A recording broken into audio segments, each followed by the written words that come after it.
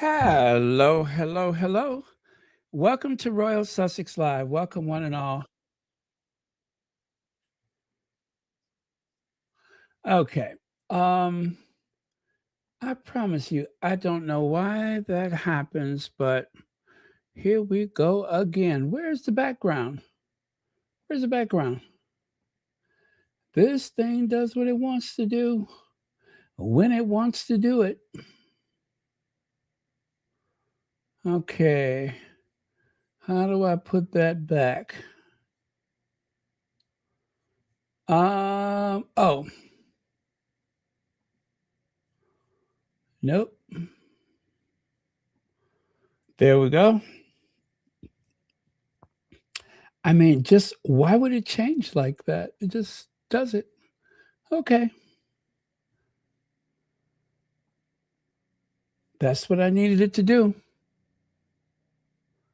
Why am I hearing helicopters?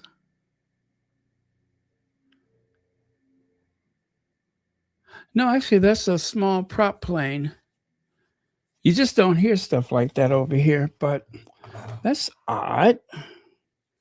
That sounds like one of those little Cessnas. Okay. Maybe my nerves is just kind of frayed, a little frazzled because of everything that's going on. You know what I mean? Everything is so weird. Okay, don't need that.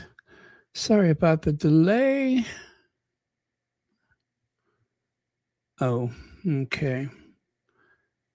Hmm.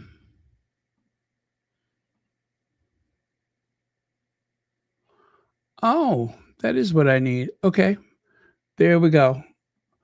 Perfection. The Great Escape. That's what the Sussexes have done. They have committed a great escape, just like in the movies. If you could read my mind, love, what a tale my heart could tell. Just like an old time movie, like the kind that. No, that's not right. Um, Elaine Parker, thank you so much for the super sticker. And thank you for joining us. And Lydia Washington, thank you so much for being here first. All right. Very good. By the time you reach the part where heartaches come, the hero would be me. Dun, dun, dun, dun, dun. Who sings that? Is that James Taylor? Oh, Gordon Lightfoot. If you could read my. Yeah, that's Gordon Lightfoot. He was good. Loved me some Gordon Lightfoot.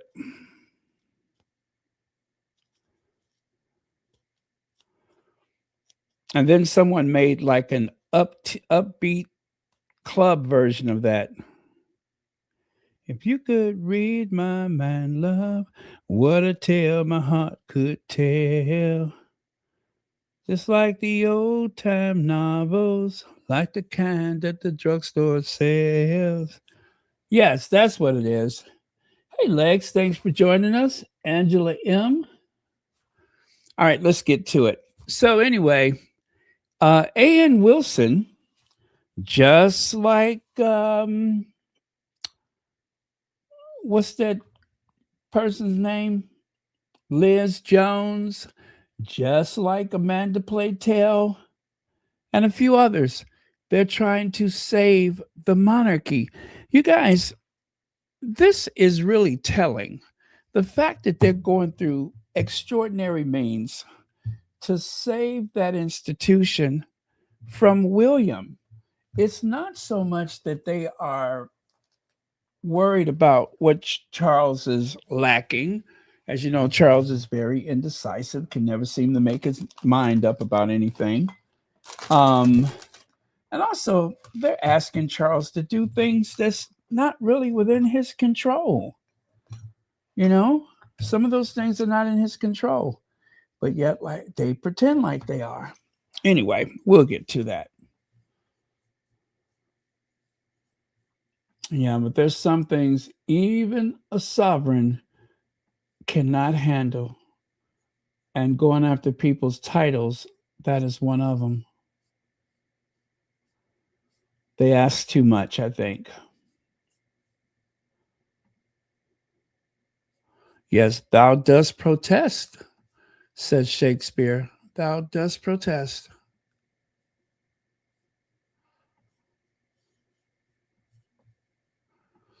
Methinks thou protest too much. Okay, Meghan told there is no future in working professionally with Prince Harry going forward. Now, that's something that was written back in 2023. Um, a lot of these things are just bluff, but then from time to time, there's a message there. And I think maybe the momentum of Meghan's plans for, you know, making money to live out her dreams as a entrepreneur, and also the lifestyle brand, the TIG and such. I think they were afraid that Meghan was going to be exactly where she is right now, successful. They feel that if Meghan does more on her own, she'll have more opportunities to save her career. That's the other thing that they get wrong. Meghan had no plans to go back to acting. She was done with it. Done. Which, of course, it gives them the luxury of saying, oh, nobody wants her. She can't get a part, and she was never that good in the first place. Meghan was done with acting. By the time she met Harry, she was ready to move into a more philanthropy, entrepreneur, humanitarian, um, you know, um, philanthropy. She was ready to move to that part of her life, supported, of course, by her future with lifestyle. Not bad. Lifestyle, philanthropy, humanitarianism, all those things. That's the direction she was going. Meghan had bills to pay, and she happened to have been a theater major. So she used some of that experience to make some money. Not a bad thing. But I just don't think that that was her future. She wanted something more profound, which is how she made a speech at the United Nations, which is why she was on the radar of so many people that was looking for someone who could be the face of a not-for-profit, a NGO, that kind of thing. Someone who has integrity and who could go out there and bring the right type of attention to whatever, like World Vision. That's the direction she was going. So this whole thing about her and her money and her career and all that kind of stuff, and of course, there are people who still want to throw out the idea that she's trying to leverage her titles. The titles don't really mean anything. Meghan is the title.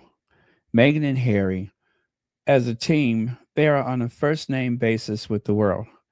Everybody knows who Meghan and Harry is. That's part of their brand, is just being. So they don't really need the titles to get invited or to be a part of something big. Don't need it. They by themselves are huge without the titles. It's just the tabloids don't want to admit it because they use the titles as a means to get engagement and clickbait and all that kind of stuff. Um, let's see. H Knight, member for 46 months. Hi, everyone. Hope you all had a nice weekend. Yes, indeed, I have. Thank you so much. Thank you so much for being here. And Lex says they didn't foresee as ever either. Cry more. You forgot to throw the B word in there. Cry more, witches. Thank you so much for the super chat. Okay. And of course, just like Steve McQueen and whoever his co star was, Harry and Meghan made the great escape. Yes, it wasn't World War II. Didn't need it. They still made their great escape.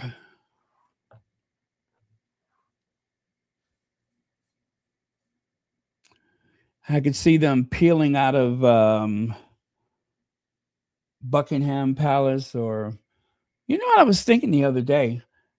Uh Nobody lives at Buckingham Palace anymore. If I'm correct, I am going to assume that nope, you know what? I take that back. None of them are living there. I believe Afro Annie has an apartment at St. James Palace, or is it Hampton Court? One or the other. She has a place there. At least I know she has an office there. And I'm going to assume she has a place there because that's where her office is. So of course she would want to be close. I believe it's St. James Palace. And of course, you know that as far as diplomatic situations are concerned, the diplomats report to the court of St. James, right? That is their official place to meet or greet or whatever is St. James Palace. However, they usually have receptions, or when Charles accepts the credentials from a diplomat, an ambassador, it's usually done at the Buckingham Palace. But it's a whole ritual about that, which I guess is kind of fun for anybody who's into that kind of stuff. Let's see, 6 years ago, she left the UK, and these people cannot get over the rejection. Amen to that. Thank you, Kavanson. And they hate the fact that she will not even mention their names. She won't even mention their names. And believe me, they are stewing in their own juices because she won't even acknowledge them. By the way, let's see, Elaine Parker. Did I get all of that right about the court of St. James? I like to test my memory. Let's see. Joan Garcia says, don't tell me the nut jobs, hater trolls, British royal family didn't look up Meghan's The Tig. They know she had a life pre-Harry and wouldn't admit it if they did. Thank you so much for the super chat. Well, I believe it was a very public thing about Meghan closing down her social media. And I am pretty certain that that was part of a scheme to make sure that they could have Meghan and silence her and make sure she didn't have a voice. So for that reason, I'm going to say I believe they were keenly aware of the TIG, even if, as you say, they did not acknowledge it or they pretend otherwise, but certainly they had to be aware of it because that Meghan had such a loyal following. I think it's really cool that when Meghan and Harry went to Australia for the Oceania tour, that she saw at least one or two of her people from the TIG right there, on the tour.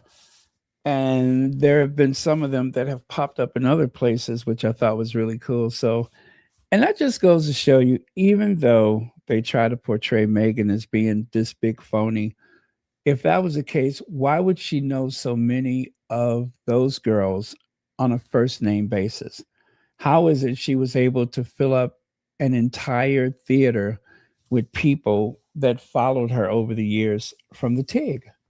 Because there has been a very close relationship um, through that part of her social media life that she kept up with those people and they kept up with her.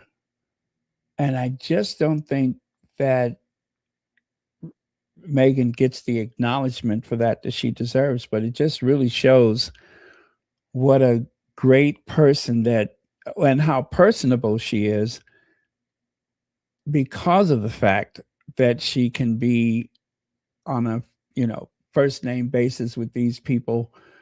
They calling her by her first name, she's called, and I mean, of course they would do that anyway, but I mean, just that they were so familiar. They're going through a hard time in life. They would ask Meghan for advice or just keep her informed about everything that was going on. And these were conversations that happened through the messages, not in the chat or comments. That happened through the messages, I'm sure. So that is incredible that through all of this, she has kept in touch with all of those people. I mean, I don't think there's too many celebrities or stars out there that are doing those things. I just don't think there's enough of them. At least we know Meghan was doing it personally. It was not with a personal assistant or anything like that. This was Meghan maintaining these relationships one on one, which I think is really, really cool. And she deserves a lot of credit for that. Shelly L says, "Hi, Baron. Hello, Squatties. I was able to get my bookmark when I bought a limited edition set. They're still available." Well, thank you so much for the super chat and thank you for that reminder. Yeah, so if you guys did not get the bookmark, I think the least expensive way to do it is to get the tea set, right? You get the 2 canisters of tea and the bookmark. And then, of course, there's larger sets that you can get with the honey or with the fruit spread or a combination or something like that. I don't want you to quote me because I'm sure I'm missing something. But, oh, and I believe it's a mole spice one, right? That you just mix with apple cider. If you have never had that, buy some apple cider and go ahead and make it. You will not be sorry. I'm sure there's a lot of people who've never had like the mole spice. You just simply make it just like you would brew tea. It has the little, you know, pouch that you put the stuff in. And you just put the hot apple cider on it and just let it brew about 5 minutes and you're ready. And it's got such a good spicy taste. Now at Starbucks, they have those every winter season, right? Every Christmas season. And they put some whipped cream on top and drizzle caramel on it. And I promise you, every sip tastes like you just bit into a taffy apple. Oh, oh, like you just bit into a taffy apple. Seriously. I think if I had to try to do that the easy way, I would probably just buy some caramels and drop those in that cider once I take it off the simmering point and just pour it right on top of the like a couple of cubes of caramel. And but the whipped cream, I would definitely recommend that you do the whipped cream too. Um, just put like a nice little on top, and you're done. So good, so good. Spicy, sweet, hot apple cider. Mmm. Yep. It's just like you just bit into a big taffy apple. Oh, anyway, But thank you so much, Shelly L, for the super chat. And thanks for the reminder about the bookmarks. Yeah, those individual bookmarks, gosh, they sold out so fast. 4 minutes. I count 4 minutes. I turned my back. I know actually I didn't turn my back. I tried to use another account. I tried to go around the rules using another account, but I wasn't quick off the draw and they were out of them. So unless you buy the sets, then Anyway, again, thank you very much. And let's see, Kavan Sim says everything Harry and Meghan does, they try so hard to connect it to that family. Yeah, they are trying so hard to connect it to that family. Thank you very much, Kavan Sims. And that has been a pattern lately, more so than ever before, where they keep trying to make this connection. That's why they keep saying quasi royal tour or semi royal tour or whatever. They want people to know that Harry and Meghan is out and about and they want to make some type of connection to that family. Almost certainly they would have let Charles know about it. But yes, thank you again for the super chat.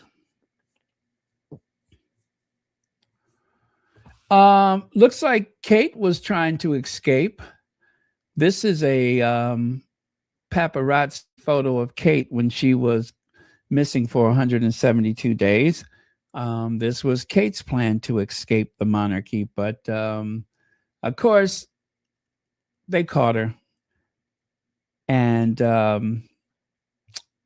she had to go back. But trust me when I say this. All of those references to walking in the woods and stuff like that, we know why she's out there. She's out there because she's trying to escape that clan. I mean, that family.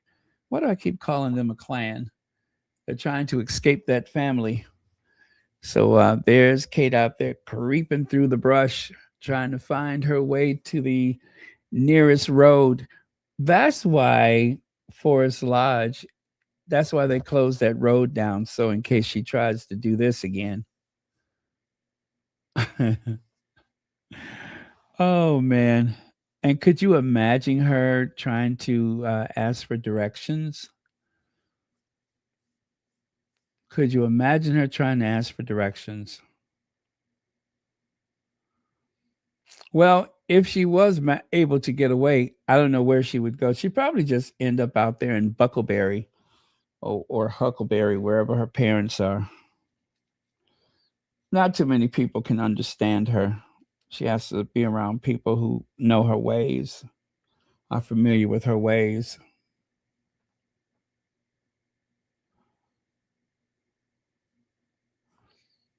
Okay. Oh, you're tired of hearing that Meghan should apologize. Oh, you mean they keep saying that Harry and Meghan hasn't said anything about Andrew? That sort of thing. And that is so weird because they are so far removed from it. Charles and um, Willie, those two people are not just sovereign and future sovereign, but they have the pertinent information. They know exactly what wicked Andrew was up to. They have been debriefed. They know about payments and stuff like that. That is none of Meghan's affair. It has nothing to do with her. Um, and I'm so glad that when Harry was speaking to that reporter, that he shut it down instantly. And then the reporter, I know it seems a bit controversial that the reporter would say, he turns around and he says, well, we did ask Harry. He said, that he wouldn't discuss it or whatever. He had to do that. That way, there would be no um, speaking of it in a way that was unflattering or irresponsible. You know what I mean? That way, saying it in front of Harry, the tone of the rejection was already in place. It was not something that happened later where they could make it seem like Harry was rude or caught off guard or something like that. But no, it was just a very decisive nope, not on the table. And they were done with it. So I'm glad that he did mention it because at first I didn't like it. I thought, why even bring it up? But other people would have brought it up. Inevitably, other people would have brought it up. And then later on, he could have kind of changed the tone of it if he wanted to. So better to do it in front of Harry than to make Harry out to be the heavy or a bully or something like that later on. Lex says, wait, what this mess the family has purposely been unwelcoming to Meghan? At what point would she have gotten to know Andrew? Exactly. She did not know him. She does not know him. There was no connection with them. None. So it's not like she knows anything about his actions. And if they need someone from the family to speak up and speak out about it, Meghan doesn't talk about that stuff anyway. They know Meghan hasn't even mentioned those creepy people's names in God knows how long. She doesn't talk about family. That's her husband's thing. She said the few things that she said on the docu-series, and that's that. She's done with them.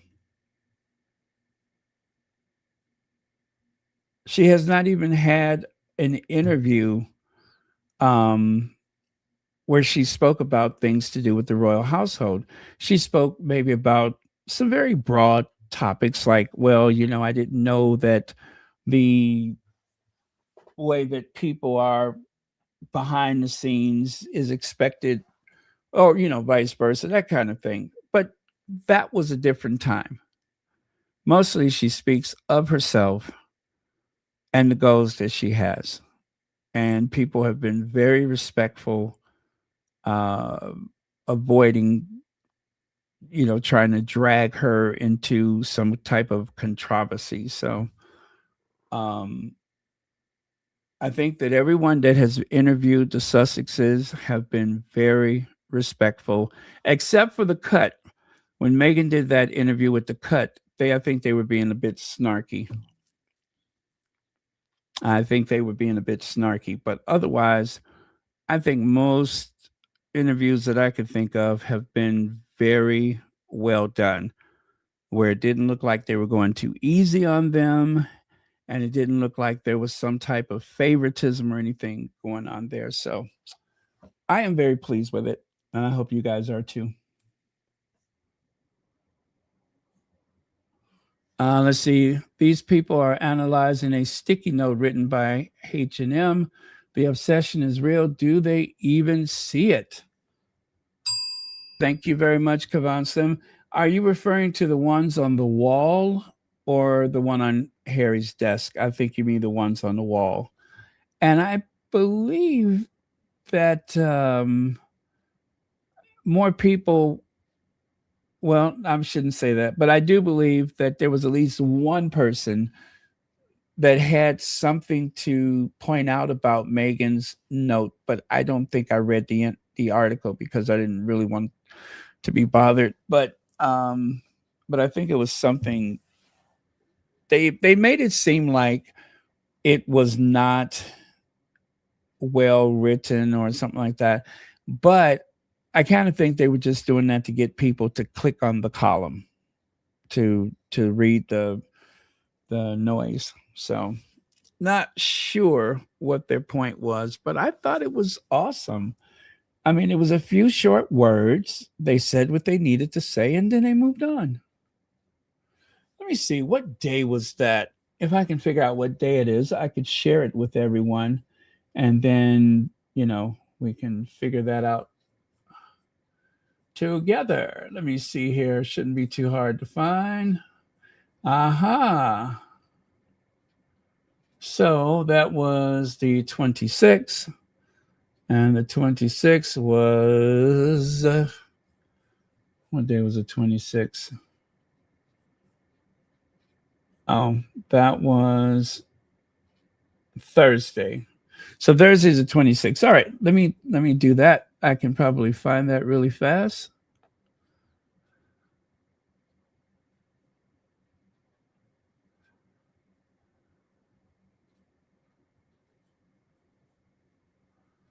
Okay.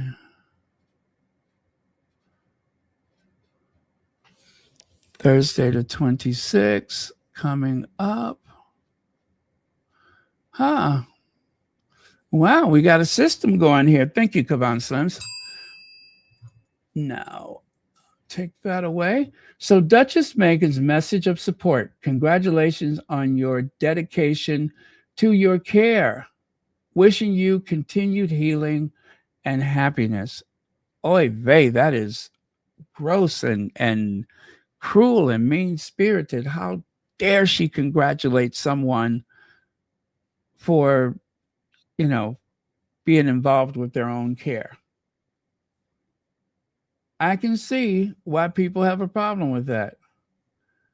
And now, Harry, it's okay to not be okay. Trust each other. Congratulations on your recovery. Now, Harry loves teamwork, and Harry approaches so many things in life. I think he's most effective when he's on a team. He likes having one another's back and supporting one another. He always seems to get more animated when something is about teamwork. And maybe that's why he's been such an amazing husband, because it's all about the teamwork. Maneuvering, acting, and conducting themselves as one unit. I think there could not be anything more gratifying in a relationship than being able to, as they say, complete each other's sentences or whatever. So, yeah, there you go. That is the controversial note, sticky note. That is what's very controversial. How dare she work as a cheerleader for other people's well-being? How could she have been so careless?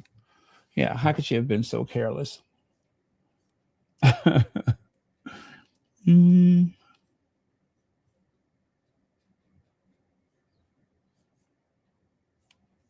Okay. Okay, I'm going to pat myself on the back for finding these so fast.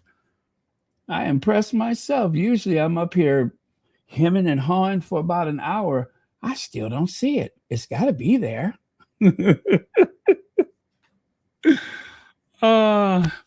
Okay, so now to A.N. Wilson. A.N. Wilson, just like a couple of those other characters, has been fighting for the salvation, for the future of the monarchy. And it's almost like pulling teeth. Those people are not cooperating in the future of the institution. Oh, okay, here goes. Lip balm for my big dry soup coolers. Okay, so the royals' revolting greed and entitlement, gross expenses, claim from foreign jaunts you pay for, the grotesque wealth of Edward, Anne, and Sophie, and the millions pouring into William's pockets revealed by A.N. Wilson. Can you believe that? A.N. Wilson. Now, this guy is an Anglophile. He is a sycophant. He eats, sleep, and breathes monarchy. But they have their limits, and they're very disappointed with these people, especially to whom much is given, so much more is expected.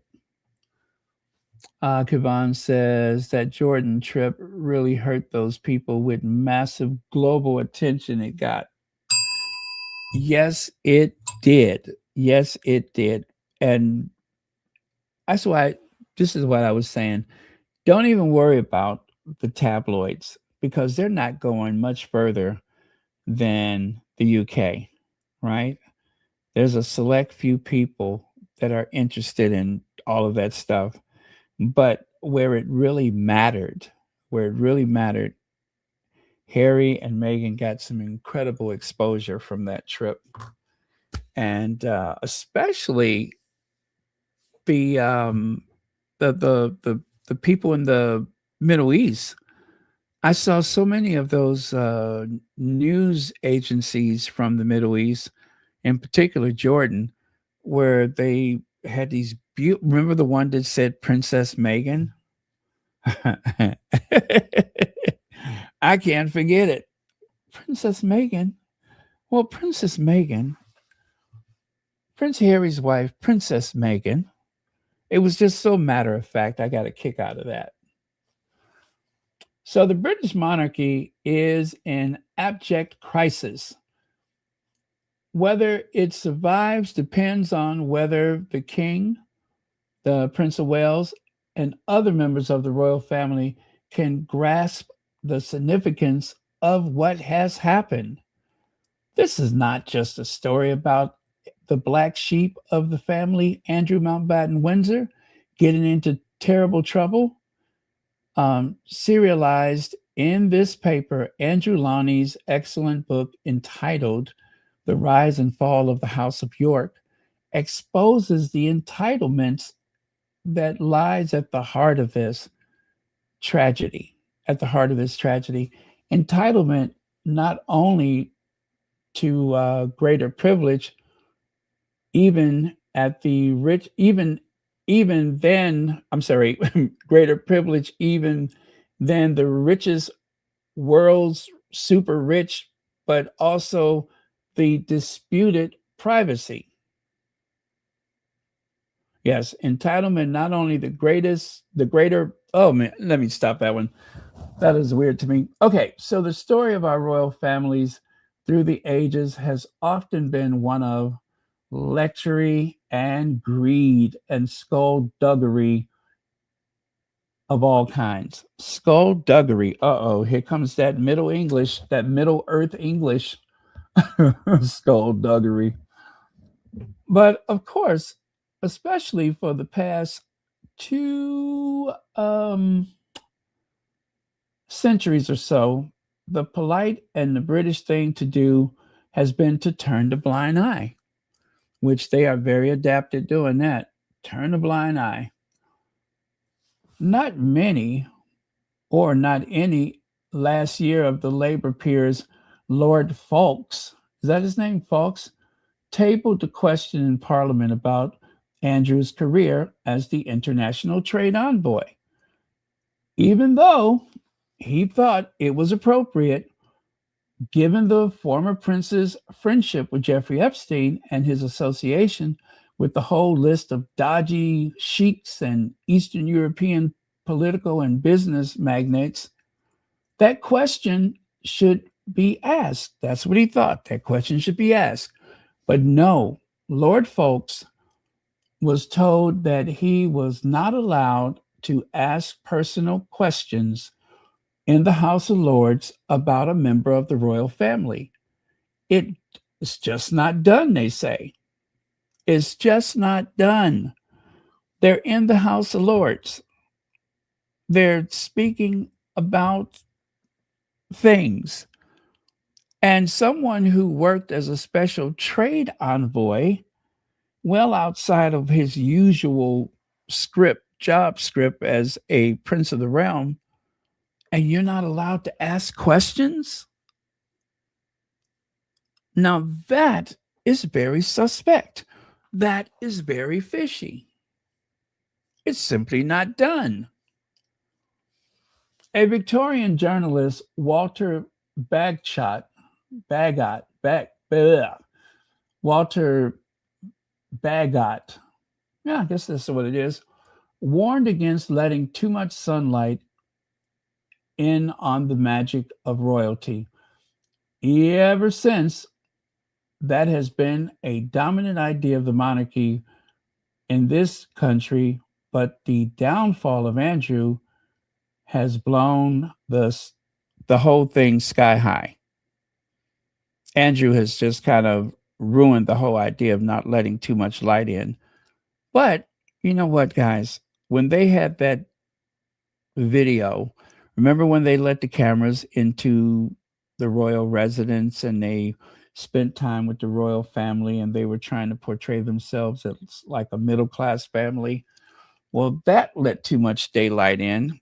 And of course, that was when Queen Elizabeth was caught out telling a very, shall we say, racist joke, the one about one of the ministers for one of the other countries looking like a gorilla. Did you guys ever hear that one? The queen sat there with a straight face and told the most extraordinary thing.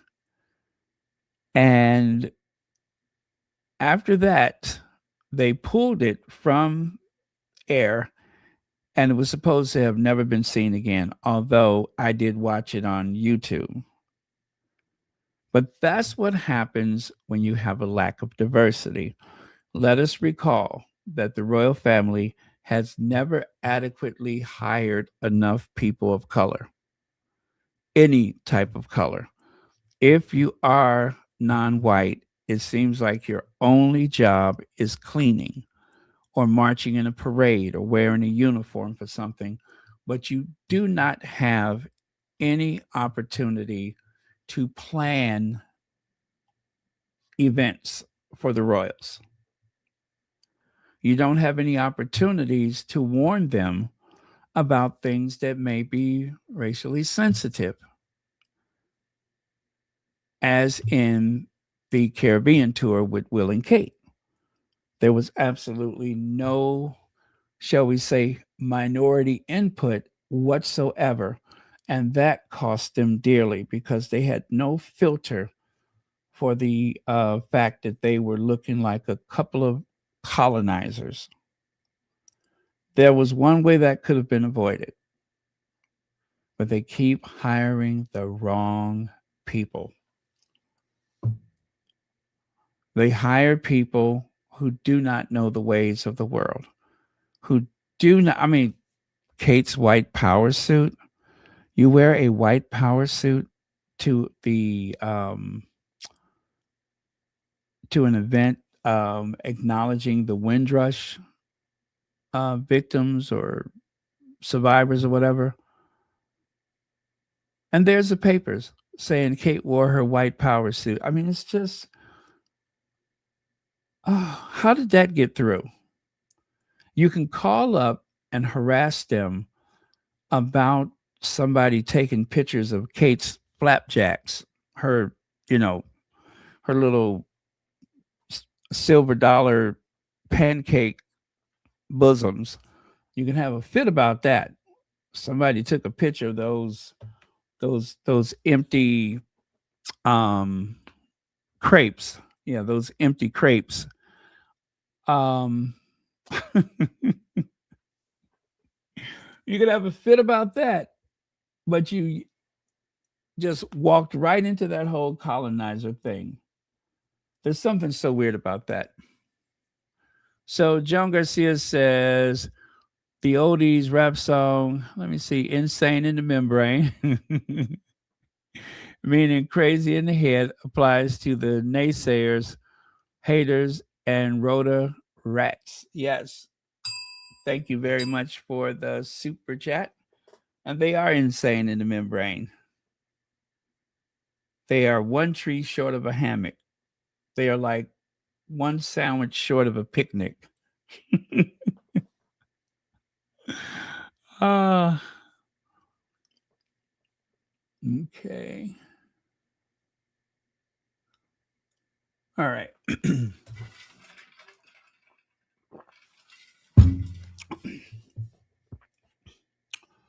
Let's see. Where did I leave off? Sadly, more of this story. Oh, no. Now, the searchlight of the world media and the social media is scorching down the House of Windsor, and many see no magic at all, only greed. Sadly, the more this story is examined, the more we shall realize that Andrew might not just be a nasty bit of work, but that his sense of entitlement is something he shares with his siblings and family, the majority of whom seem to think they are entitled to live the life of Riley at our expense. You know what? I've always heard the life of Riley, but I've never fully knew what that meant. What is the life of Riley? I mean, I know it has to do with privilege, right? A luxurious or carefree existence.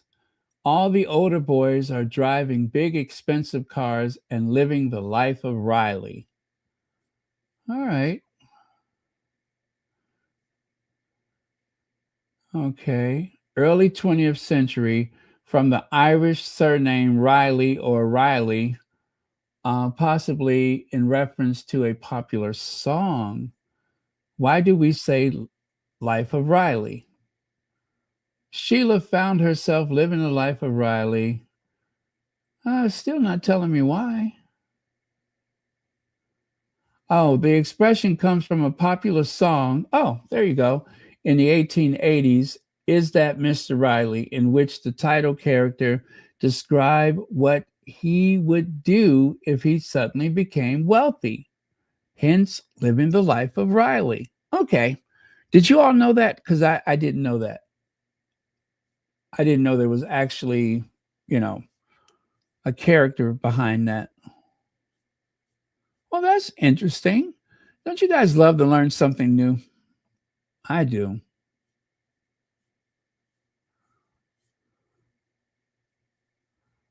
Okay.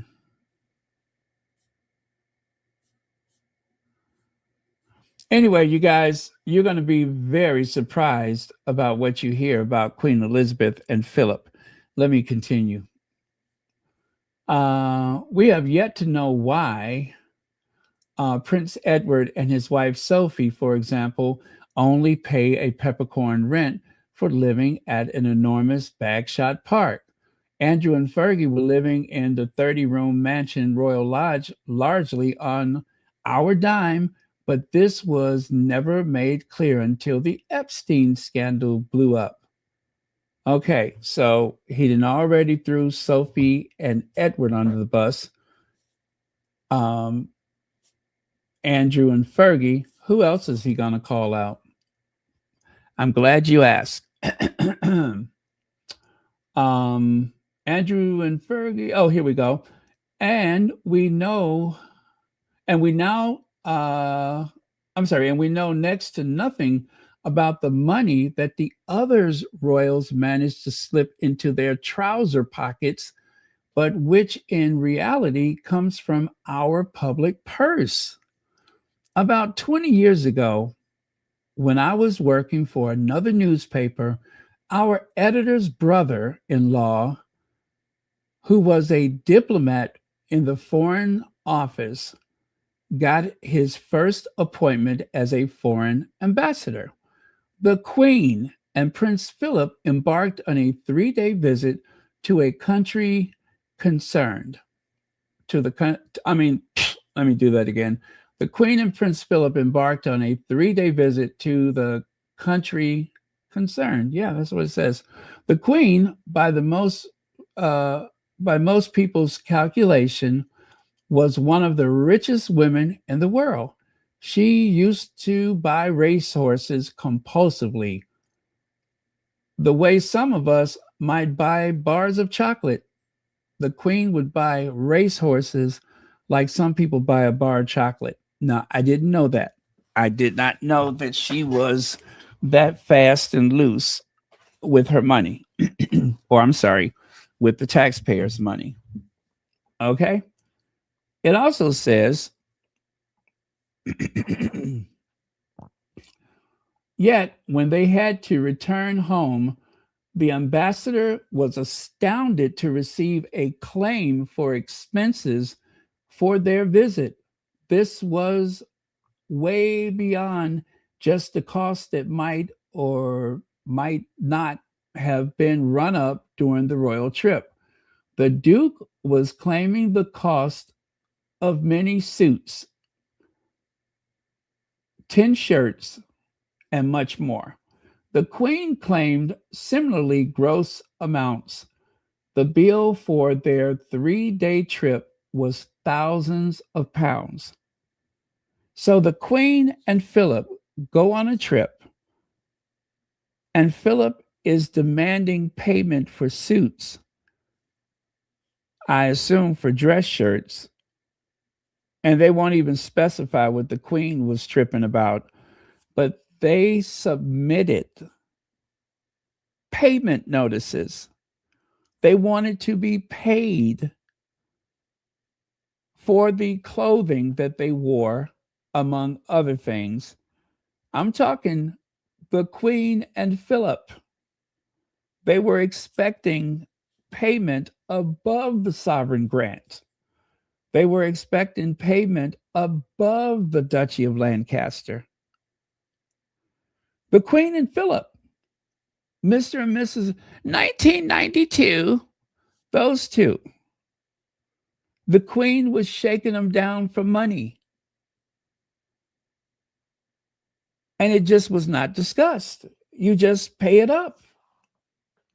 So it continues here. It says, the ambassador tried to question this, but he was told by someone in the Foreign Office they do this whenever they go. Whenever they go, they do this because although the money they receive from the civil list is public property, their expenses when traveling goes out through the Foreign Office and are never listed and never questioned. Their expenses, whenever traveling, go out through the Foreign Office and are never listed and never questioned. My editor wanted to run the story, but pressure was put on him to remain silent. The strange thing is that in the ensuing years, the royals, far from becoming more accountable about their finances, have become less so. Now, if I understand this, Anne Wilson is trying to warn these current royals that this is what's been happening and and that he's letting people know. It's almost like he's putting them on notice that this has been a thing. And before it blow up in your face, stop making it a thing. That's what I'm getting out of it. Do you guys get the same thing out of it? That's what I'm getting out of it. This is almost like a warning.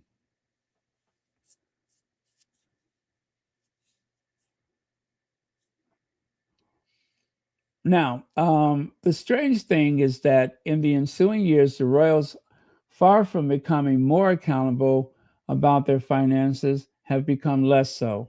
That's largely thanks to George Osborne, who, as Chancellor of the Exchequer in 2011, introduced a new way of funding the monarchy. Rather than paying them through the civil list, he introduced a system by which they would be paid by the sovereign grant.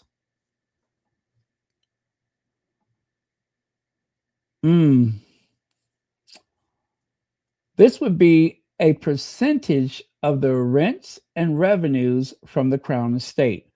But exactly what this percentage was and how it was all assessed were to remain secret.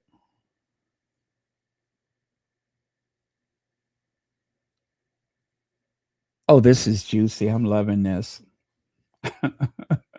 This is just messy enough for me. This newspaper has been arguing for years that it is the funding of the royal family and their secrecy about money that are the real scandals, much more than any tawdry instance of adultery or marriage breakup. Back in 1837, Queen Victoria was asked by the Chancellor of the Exchequer to surrender the colossal income of the Duchy of Cornwall and the Duchy of Lancaster. She refused, and in the course of her reign, the rents became serious money since so much of the land in these duchies, such as the Manchester Ship Canal and the what is that, Nanelli coal fields, had been industrialized. Queen Victoria just refused. No. Are you going to give it to us? No. We want that information. No. And then they lost their courage and just didn't pursue it. You guys, there is a big scandal there. And A.N. Wilson seems like he wants someone to look into it.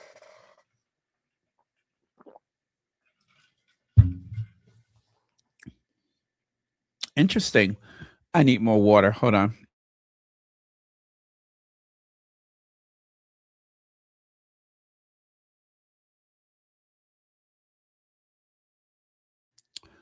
Okay. Uh, the result of the royals, despite receiving money from the parliament through the civil list, were pocketing truly disgusting sums, money that Queen Victoria's chancellor believed in reality should be paid to the state.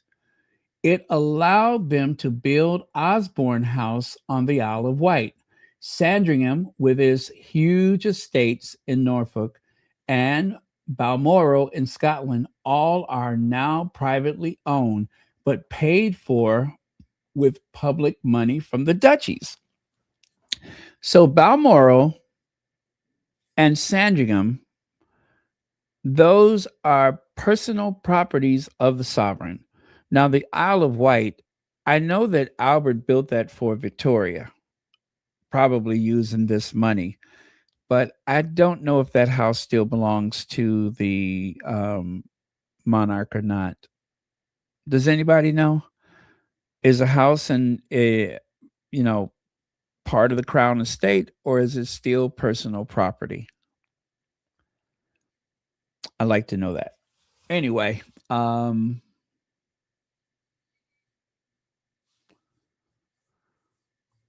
me see. Elaine Parker says there was more hidden when it was the civil list. Okay, so the civil list was that much worse. Okay, I guess that makes sense.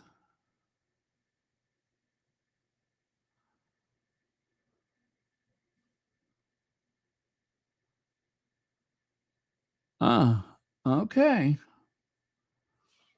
Well, let's see. King Charles seems to take after his great great great grandmother. When he came to the throne, he insisted on being allowed to keep hold of his much loved countryside manor, Highgrove, which was bought for him out of the revenue of the Duchy of Cornwall. He is no more entitled to own this house in Gloucestershire than I am, but he regards it as his sacred right to live there, while simultaneously owning his grandmother's castle of May, Balmoral, Sandringham, and a string of properties in Romania, of all places. We do not know whether Andrew Mountbatten-Windsor will be found to have behaved in a criminal way or what the end of the story will be. But we do know that this must be the end of a particularly greedy chapter in royal history. from the reign of Queen Victoria to the reign of Charles III. The Epstein and Andrews stories should show how important it is that the Windsor's finances should be a matter of public record, which is another thing. Their records do not go into the National Archive. Those records are locked up in the tower at Windsor Castle. As sovereign, those records really ought to go to the National Archives. It should be a matter of public availability, with the Freedom of Information Act, that those files should be available, but they are not. They have them locked up at the Windsor Castle. Now, there's just something kind of sinister about that.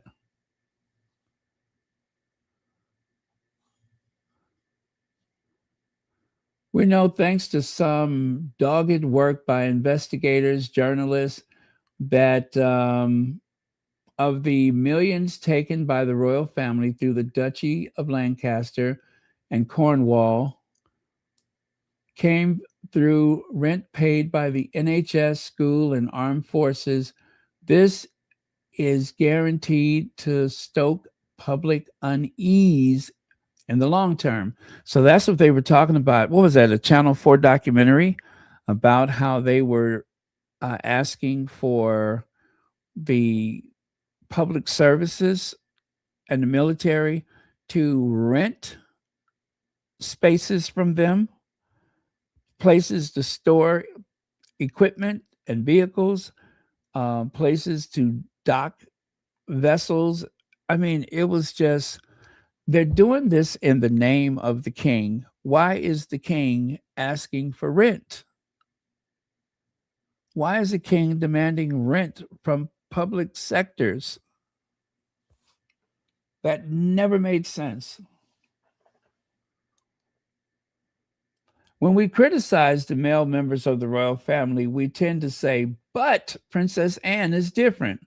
While it is true that she works hard and is notably more intelligent than her brother. Damn.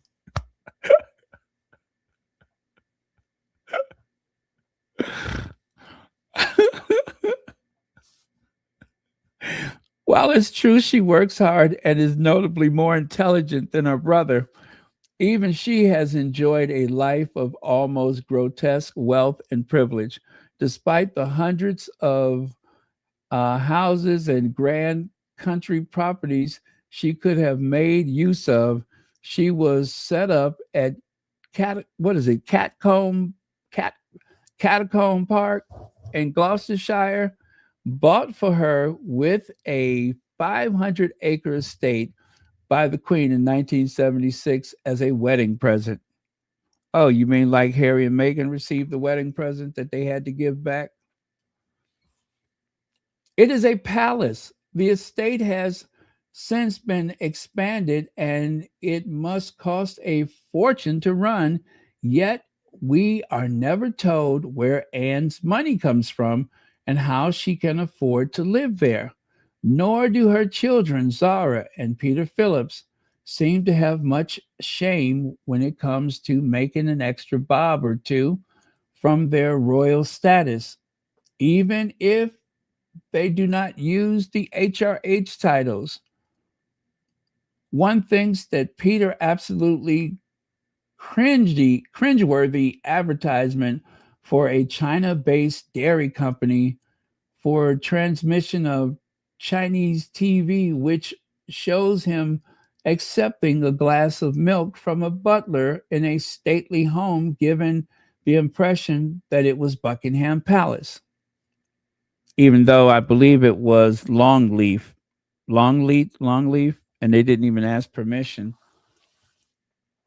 Given what the Foreign Office knows about the Chinese government, its aggressions and espionage, cruelty and dissidence, casual impositions of the death penalty for political crimes, do we really want our royals cozying up with the Chinese in this way? Yet Mr. Phillips' advert ends with the tag British royal family member Peter Phillips. Wow. Now, I didn't know that. I didn't know that. The commercial has a tag at the end that says British royal family member Peter Phillips. See what I mean? Peter Phillips can go out there and make his money, but Harry and Meghan, not so much.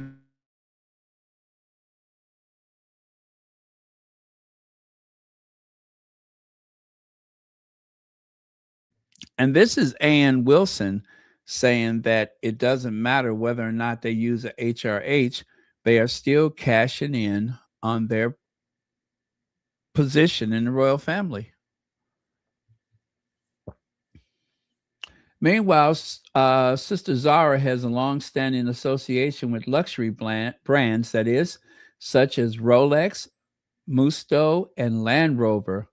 Oh, you mean that Land Rover that she was caught going 95 miles an hour through the English countryside?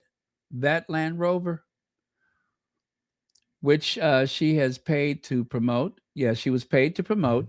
Of course, Zara needs to make a living, but if we noted similar behavior from Sarah Ferguson, for example, we'd say it was tacky. It was Jacob Rees-Mogg who said that Andrew's saga was a crisis for the monarchy because our monarchy depends on being held in affection. He is correct. Although the Queen seemed to be shy, rather stiff person, she had, by the end of her reign, won huge public affection as a well respected monarch. The curtains have been ripped away, and now Andrew Mountbatten-Windsor has been paraded on the front pages of the newspapers and in all of the newspapers of the world as someone who very definitely has questions to answer.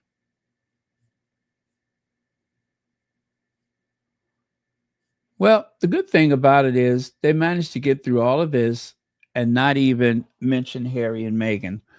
I am so impressed, Ann Wilson. Yeah, no mention of the Sussexes, is it? Nope. Oh, that's very impressive. No mention of the Sussexes.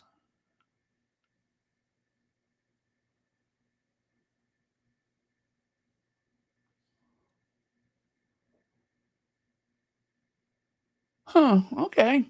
Well, I don't know if you guys really understand how the Crown Estate works, but I couldn't make heads nor tail out of it. I mean, okay, the Crown Estate makes the money, and then the profits are paid to His Majesty's Treasury, which calculates 15 to 25%. Why is it not one or the other? Why is it 15 to 25%? And then the sovereign grant is paid to the Crown Estate. No, it's paid to the Crown that owns the Crown Estate. Okay, I'm looking at the one on the right. Let me try the one on the left. The Crown Estate makes the money, and then the profits go to the Treasury, which calculates, okay, now this one says 25%. So it calculates 25%. And so they give that 25% to the sovereign grant, and it's paid to the sovereign who owns, guess what? The Crown flipping estate. Does that make any sense to y'all? Doesn't doesn't some money come off of there somewhere? How is that a thing? How is that a thing? How do you just, you know, and mind you, okay, listen. Let me try that one more time. Maybe I should go backwards. No, no, no. That'd even be more confusing. The Crown Estate makes the money. So I guess that money comes from the Duchy of Lancaster. Is that Duchy of Lancaster and Duchy of Cornwall? Are they working together? Anyway, or do they pay it? You know what I'm saying? Does it all come out of the same pot? Whoever came up with this is a bunch of nonsense. It is. It is a bunch of nonsense. And I believe the reason why this was put in place is so that the sovereign would not have the humiliation of going through the annual budget increase hearings in Parliament where they prance around, figuratively speaking, hat in hand, begging for more money. So this way, oh, by the way, there is a pay increase, even if the cost of living goes down, they are guaranteed X amount of dollars from the Treasury. That is kind of like, you know, something. Very confusing how that works. And you know what? We will not figure it out here. But the royal household gets 100 and let's say 109 million pounds. Lord, I can barely see that. Hold on a second. Let me make that bigger. Mm, right? Okay. And then what happened? So, state buildings used by the royals, that's another 96.3 million pounds. Duchy profits 99.1 million pounds. Royal collection last surplus 11.8 million pounds. Cost of local councils 31.9 million pounds. Security 150 million pounds. Cost of government and crown estate 7.5. And what is that? Bona vacant. Is that what is that? What is Bona vacantia?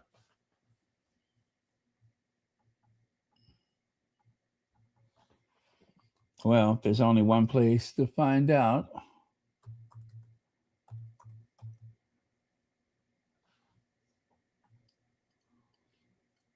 Um,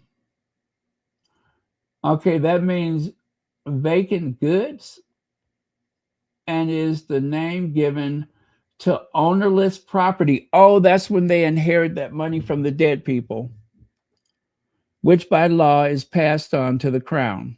Yes. Okay. So if somebody dies and there's no established will in place, then the Duchy of Lancaster collects that money. It automatically goes to the sovereign. It goes to the sovereign. If you die and there's no specification for your wealth, it goes to the crown. Now, you see, if something happened to me, all Charles would get is a loofah sponge and a bus pass. I have no estate. My estate consists of a loofah sponge and a bus pass. Other than that, I'm broke.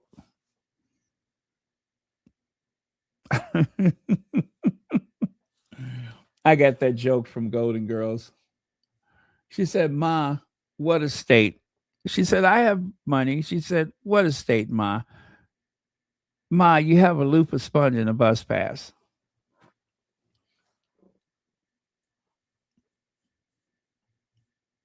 Okay. So, what's behind King Charles' bumper pay rise? Greed lies at and a ton of public money. Now, I just happen to have saved these from some time ago. Graham Smith of Republic, they paid for, I guess, some financial accounting firm or something. He and Republic, they are the ones who found out that the duchy, I'm sorry, that the royal family, the annual cost is 500 million pounds a year. And if you try to figure out how is that possible, look at what it says. 150 million pounds is going toward the royal family just for security. And if you think that number is too high, let me tell you why that number makes sense. When Princess Anne is at home or she's not at home, there's royal protection around. Camilla, the queen consort, the royal protection set up a command center on her property. They built it and they maintain it so that they can be adjacent to her property. That is paid for by the taxpayers. Every time they move on official royal duty or not so official, they are shadowed, they are driven, and they are getting the star treatment, and it costs 150 million pounds a year. They what is it? The 22 properties they have in their portfolio,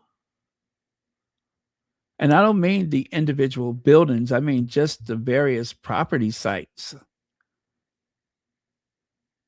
So when they say an estate, there's the main house, there's the carriage house, there's some more bungalows that have been built or cottages, and all of that has to be maintained. So it's so hard to figure out, but people who know better, they actually have done the math. The sovereign grant gets a 33% yes rise every year. 33%? The amount we are told do not include the security costs. If that was disclosed, it would be £500 million a year. Yep, that's what I just said. The security cost is what pushes it over to £500 million a year. It's expensive. Harry, and this is what makes it so diabolical. Harry offered to pay for his security whenever he used it. And instead of taking the money, no, we don't do that. We don't. That's not who we are. Yeah, it is. You've done it before. So, how ridiculous to turn down that money. Who does that? I'll tell you who does it. Some antiquated system that has outlived its usefulness. And as for the Queen and Philip, I am so disappointed with them. Old gangster Gan. Look at her. Look at how shady she looked. This is like the head of a mafia family. The firm, same thing. Big Liz knew. Big Liz has been getting over for years, sticking money down in those worn out knickers that she was wearing and stuffing them in her brassiere and all that kind of stuff. She's been collecting money for years. What did she do with all that money, with her offshore accounts and everything? How much money do you need? That's why those hats got so big. Did you notice that? The older she got, the bigger the hats became. That's because they were stuffed with money. There's money under that hat, and lots of it. That's why her posture started getting bad, because those hats are stuffed with pound notes, stacks and stacks of pound notes. And that also explained her shoes. Those big square chunky heels that she wore, stuffed with money. There's money in those shoes. She had money everywhere. Look there, a mountain of money. And they couldn't figure out what kind of memorial to build for her, what kind of statue. Whatever you do, just make sure you put it on a pedestal of money. You might as well remember her the way she lived, on a pile of money. You ever see that picture of her when she's wandering through the bank vault? Just for the hell of it, she's walking through the bank vault. What brought that on? Want to? I bet you. I bet you when she left, she had to drag her purse. I bet you when she left, she had to drag her purse out. And of course, because it's the queen, nobody said anything. Mom, do you need help with your purse? Oh, no, no, no.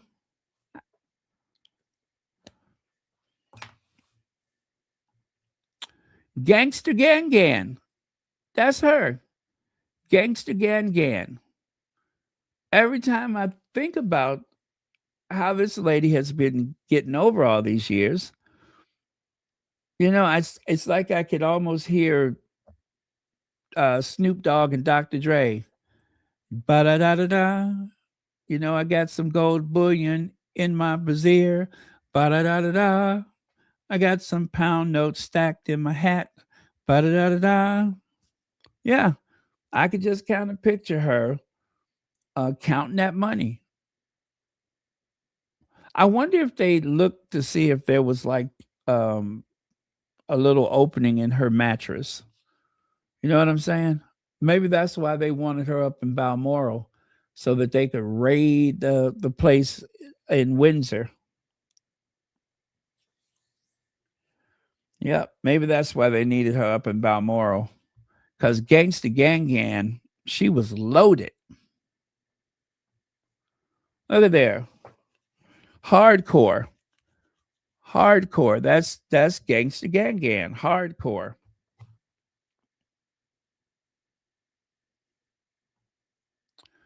And of course, notorious for the card games. Notorious for the card games. She ripped that wig off. You find out she got a bunch of cornrows up under there and everything. Look at there. That's Gangsta Gang Gang. I could just see her sitting there shuffling those cards. You know how they be shuffling those cards and they run their finger across it and it just, how the how it looked like the cards are stuck together. I can imagine her doing that.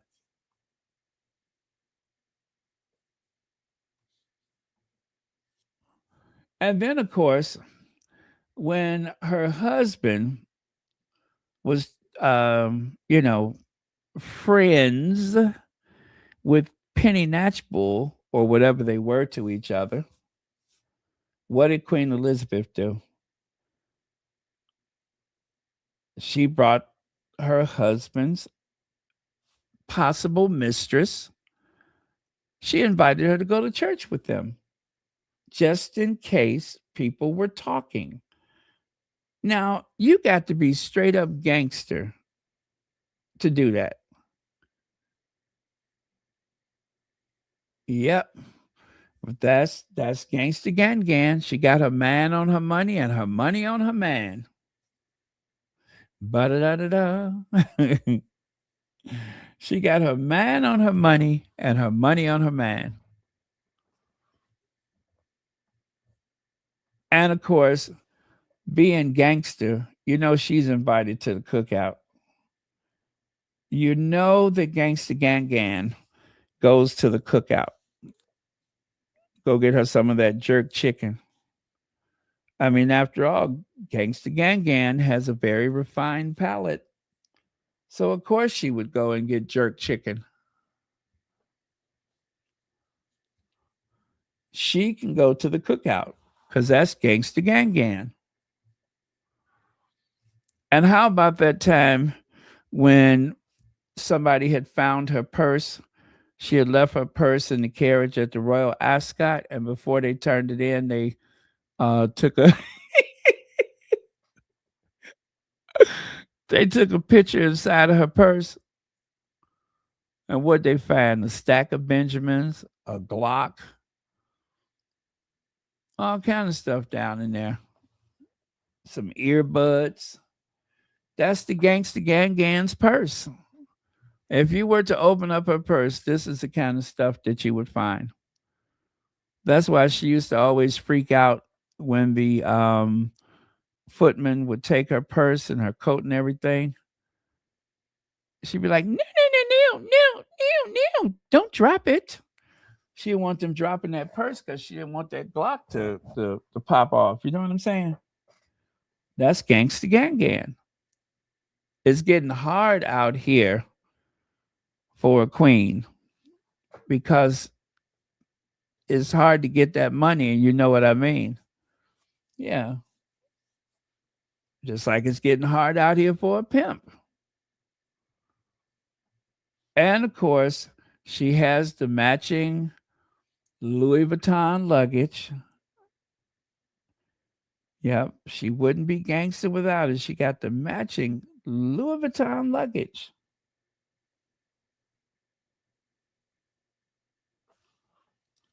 Who knows if it's real? But Gang Gang was seen walking through Heathrow with that Louis Vuitton.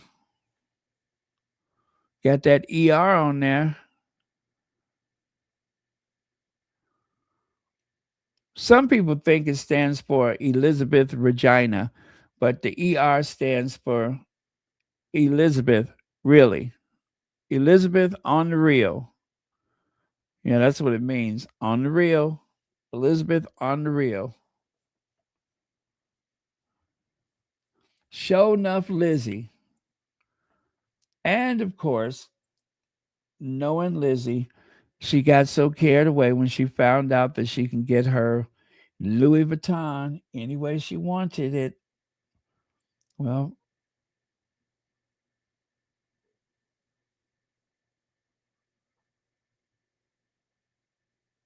mm, okay. Hood forever. That's our Queen Elizabeth. Hood forever.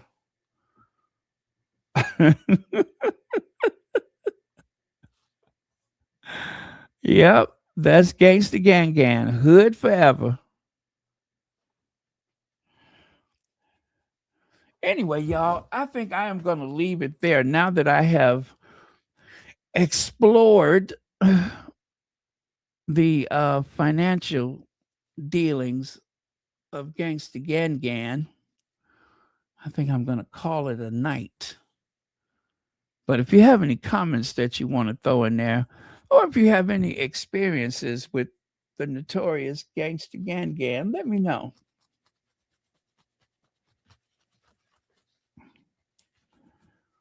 The notorious ERG, Elizabeth Regina Gangsta. That's what it means. Elizabeth Regina Gangsta. Hood forever.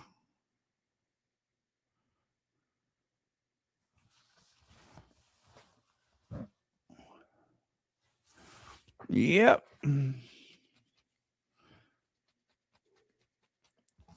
You know, she lives a rough life, or lived a rough life, playing dice with the footmen growing up.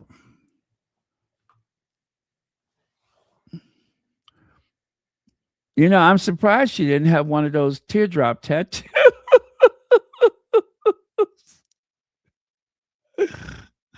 I'm surprised she didn't have one of them teardrop tattoos.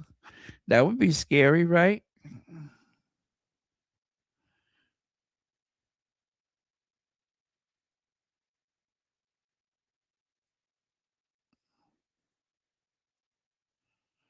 Yep, that would be funny.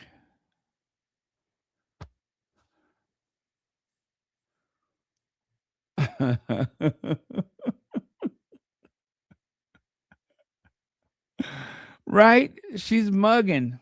Is that what the young people say, mugging?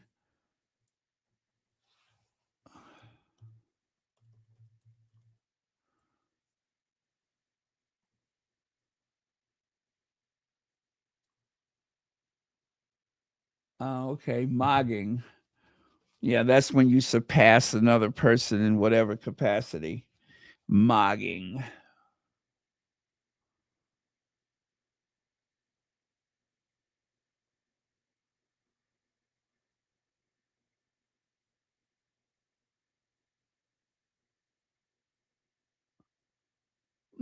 Okay.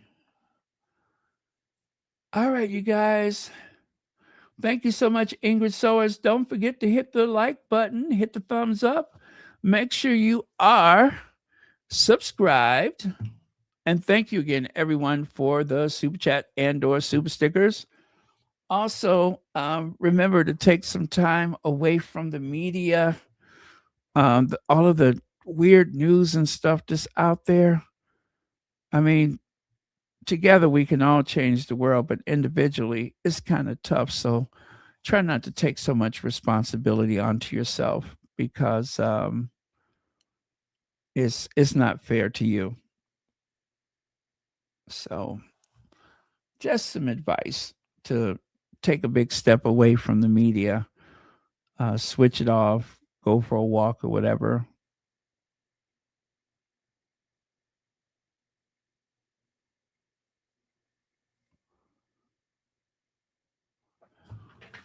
Let me see.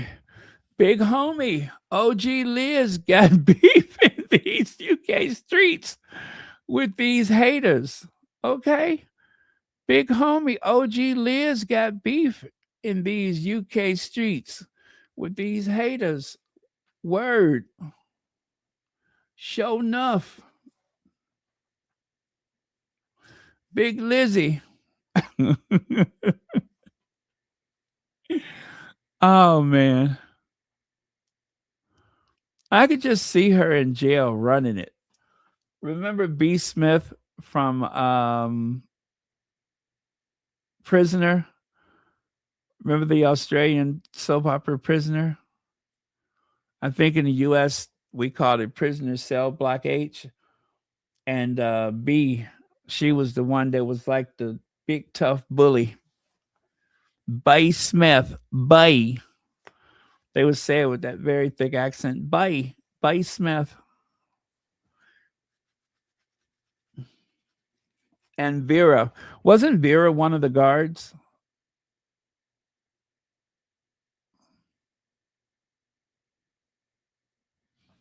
God, I cannot believe I used to watch that show, but it was good.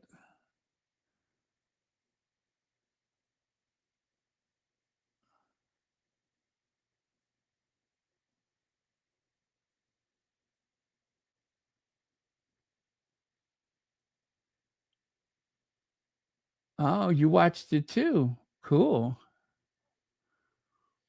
Okay.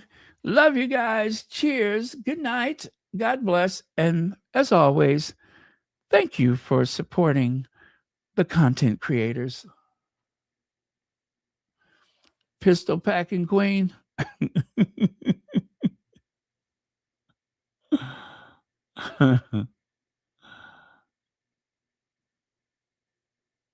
All right. Cheers, you guys.